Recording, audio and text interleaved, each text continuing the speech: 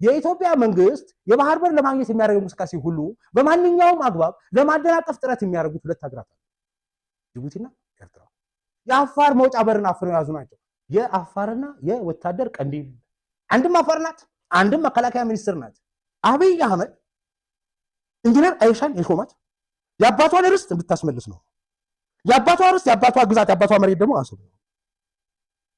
የአፋሯ መቤት የአሰቧ ንግስት በሼባው አናት ላይ ውሃ ደፋችበት። ኢሳያስን እኮ ስማል ኢንጂነሩ የምትለው በራሱ አገር ነው ብለህ ራሱ ለመጥራት የሚያስቸግር የራሱ አገር ህዝብ በፍርሃት ተሸብቦ የሚኖርበት በተቻለ አጋጣሚ አገር ለቆ የሚወጣባቸው ሀገራት ግን በዚህ ልክ ስለ ኢትዮጵያ ለመናገር እንትን ማድረጋቸው ያው የተለመደ የነሱ ባህሪ እንደሆነ እናውቃለንና በአሁኑ ሰዓት እየተገነባ ያለው ሰራዊት እነሱ እንደሚያስቡት እዚህ ሰፈር ላይ እነሱ የሰጡን የቤት ስራ የሚመስሉ የነሱን ምክር እየሰሙ ብድግ ለሚሉ ትናንሽ ኃይሎች የተደራጀ ሰራዊት አይደለም። የሰራዊት ኢትዮጵያን ለማፍረስ ለማተራመስ ብላችሁ የሰራችሁ ስራ ድሮስ መግዛት አለ ድሮስ ማምረት አስቻለን አለች አባት እያየ ግባበት። ይህ ሰራዊት በተሳሳተ ስሌትም ቢሆን በማንኛውም የተሳሳተ ስሌት ኢትዮጵያን ለመድፈር ብሔራዊ ጥቅሟን ለመንካት ለሚፈልጉ ኃይሎች በአስተማማኝ ሁኔታ እየተገነባ ያለ ሰራዊት እንጂ ቤታችን ውስጥ ላሉት እዛም እዚህ ለሚታዩ ትንንሽ ነገሮች የሰፈር ሚሊሻ በቂ ነው። ኢትዮጵያዊነት ዋጋ የሚያስከፍል ከሆነ አንድ የመከላከያ ሰራዊት የከፈለው፣ ሁለት የአፋር ቀይ ባህር አፋር የከፈለው፣ ሁለቱ ኢትዮጵያዊነት የሚያስከፍለው ዋጋ ጠንቅቀው ያውቃሉ። ጅቡቲ ከታጅራ አቆራርጣቸው፣ ከባህር አቆራርጣቸው፣ ሻቢያ ከአሰብ ቆርጧቸው፣ ከቀይ ባህር አቆራርጧቸው ጅቡቲ ነው እንደ አፉፋ ነፍቻት በ10 እጥፍ ባባዛት ከኢትዮጵያ ጋር ተወዳዳሪ የሆነ ጦር ሰራዊት ወታደራዊ አቅም መገንባት አትችልም። በቃ ይሁን። ኤርትራን በ10 እጥፍ አባዝቻት እንደ አፉፋ ነፍቻት በውጭ ሀገር ሸሽቶ የተደበቀው ሸሽቶ ያለው ህዝቧን ጠርቻ አምጥቼላት መልሼ ራሴ ባስታጥቃት በወታደራዊ አቅም ከኢትዮጵያ ጋር መፋከራችን በኢትዮጵያ ላይ የህልውና አደጋ ይጋርጣል ብለህ የሰራው ችግር በሸበጥ እየሄደ ከስክስ የሚገዛ ምን ነው አብጪ በዚህ ክስክስ አንዴ በጨፈለከው ኖሮ በሸበጥ እየሄደ ከስክስ ሲገዛ በሸበጥ እየሄደ ከስክስ ሲገዛ መጨረሻ የኢትዮጵያ መንግስት ከስክስ ሆኖ ቢገኝስ ኢሳያስን ታስወግድና በእርግጠኝነት ኢሳያስ አፈወርቂ ኢትዮጵያ አይደለም የራሱ የኤርትራ ኤሊቶች ኢሳያስ አፈወርቂ በመፈንቅለ መንግስት አስወግደው ከኢትዮጵያ ጋር የተፈራረመው ሰላም ስምምነት ነው መጀመሪያ እሷን ራሳቸው ይዘው መጥተው አብረን እንስራ ብለው አሰብን እንድንጠቀም ይፈቅዳሉ። አይሆንም ብለህ ኢሳያስን አስቀጥላለሁ ብለህ ከሄድክ ሞክረው ምን ያመጣል መሰለህ? ይኸውልህ እየገፋ ሴኩሪቲ ኮምፒቲሽን እንደዚህ ነው። በእልህ እየተገፋፋ ነው የሚመጣው። እየተጠናከረ ብለህ ስትመጣው የኢትዮጵያን ጦር አዳክማለሁ ብለህ በገፋው ልክ የአፋሯ መቤት የአሰቧን ንግስት በሼባው አናት ላይ ውሃ ደፋችበት ያልኩህ ለምንድን ነው? እሷው እየመራችው የአባቷን ርስት ልታስመልስ ጫፍ ላይ ደርሳ መከላከያ አፋር ላይ ተገንብቶ እየተገማሸረ እየተወሰወሰ ባለበት ሰዓት እስኪ ንካው። የኢትዮጵያ ወታደር ለሀገሩ የመጨረሻውን መስዋዕትነት እየከፈለ ነው። የህይወት መስዋዕትነት ይከፍላል ማለት ለምትወደው ነገር ነው መስዋዕት የምትከፍለው። ለምትወደው ነገር ብዬ ስልህ ህይወትህን አሳልፈ ከሰጠህ ከራስ በላይ የምትወደው ነገር እንዳለ የሚያሳይ ነገር አለ። ሌሎች ሀገራት ሲፈርሱ ኢትዮጵያ ያልፈረሰችበት ብቸኛው ምክንያት ምንድነው ብላችሁ ካላችሁ የነዚህ መከላከያ ሰራዊት አባላት እነዚህ ሀገር ስለጠበቁና ስላቆዩ ምናምን አይደለም። ከዛ በላይ ሊቢያ ለምን ፈረሰች ብላችሁ ብታዩት፣ ኢራቅ ለምን እንደፈረሰ ብትጠይቁ፣ ሲሪያ የፈረሰበትን ምክንያት ብታዩ፣ ሊቢያ የመን የፈረሰበትን ብታዩ፣ ሌላው ቀርቶ ሶማሊያ እንዲህ ትምርስምስ የወጣበትን ከጎን ያለው ሱዳን እንደዚህ ምንቅርቅሮ የወጣበትን ምክንያት ሄደህ ብትጠይቅ የምታውቀው ነገር ምንድነው?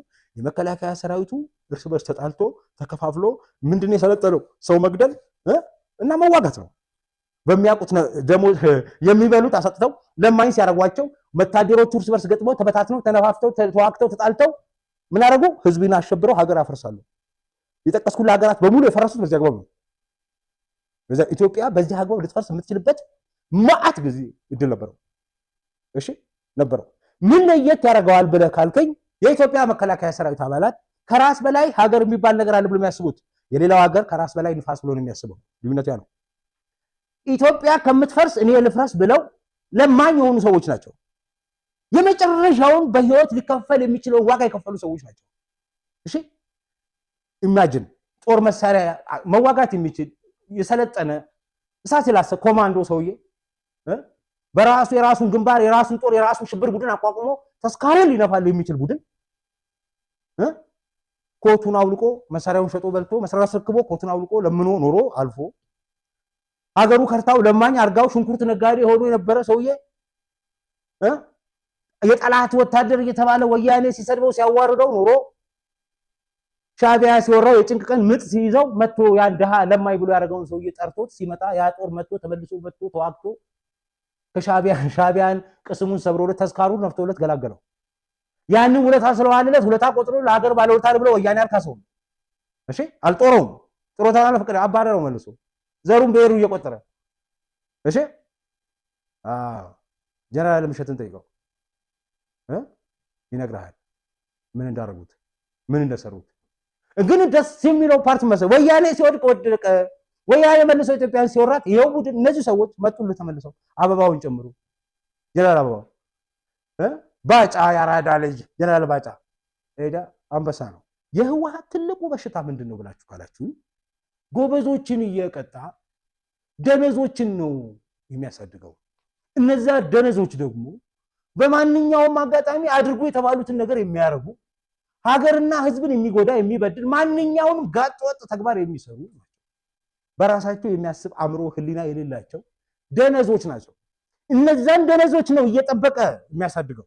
በዛው ልክ በራሳቸው ሞራልና አእምሮ የሚመሩ ጎበዝ አስተዋዮችን የትግራይ ልጆችን እየቀጣ እያሸማቀቀ ጥግ ጥግ እንዲይዙ አደረጋቸው።